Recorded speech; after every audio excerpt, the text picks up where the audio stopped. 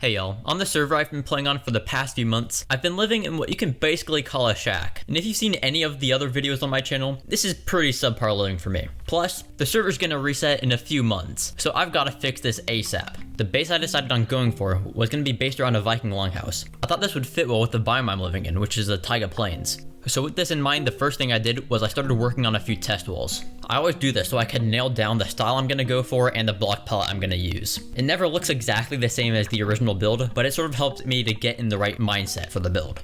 The block palette I decided to go with would be mostly spruce, with a bit of deep slate, stone bricks, and some dark oak thrown in. One thing that I'll usually spend a lot of time hammering in on my builds is the framing I'm going to use, which is basically the bits that I use on the corners and the dividers for my build. Using dark oak stairs, I could make it look like the spruce logs would curve out at the top and the bottom, making it look like there's a bit of weight being put on them. Now that I have the design put together, I could start working on the actual build. I decided to start building with the foundation. The foundation helped me define the size of the build while I was building. The foundation is made mainly of stone bricks, and I would go back to decorate it later, but I left it just as stone bricks for now. When the foundation was done, I decided to start working on the walls. The walls are the main focus of most builds, so it makes sense that I spent most of my time on them. For the front wall, there's two sections. There's the main wall in the back, and then I brought out part of it to help add shape and act as an entrance. The side wall was more simple than the front wall, but there was a lot of blank space to fill in, which could be quite hard for some people. What I find helps with walls like these is to divide it up. I use the framing to divide the wall into smaller sections. This can help make it easier to decorate. When I'm doing this, I try and avoid making the sections equal, because if you do this, then the decoration could tend to end up looking quite repetitive, which is easier to just try and avoid. Once I had one front wall and one side wall done,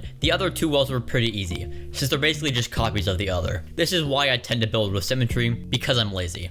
Once the walls were done, I could start working on the roofs. I'm usually not the best at roofs, especially large ones like these. What I typically do is I stick with the standard stair patterns, and then I'll go back and add in some full blocks or some slabs to add in some texture and make it look a bit more worn. Alright, so now that the exterior is done, now let's move on to the interior. Doing interiors can usually be treated the same as doing exteriors, but the issues arise when you have to do it in a confined space.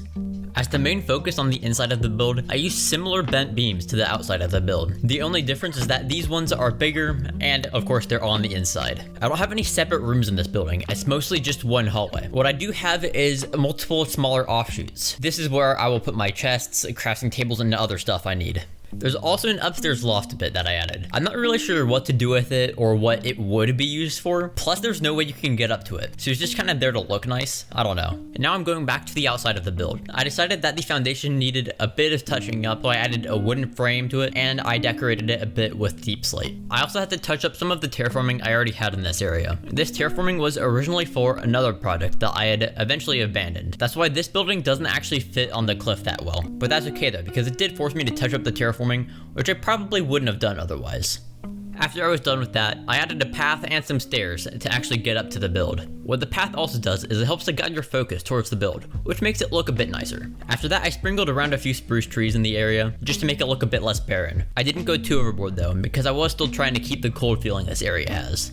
Well, that's the video for today. If you enjoyed this video, you'd probably like this one, where I showed you how to build a desert house. If you didn't know, the desert's probably my favorite biome, so go check it out. But if you are leaving, like the like button on the way out.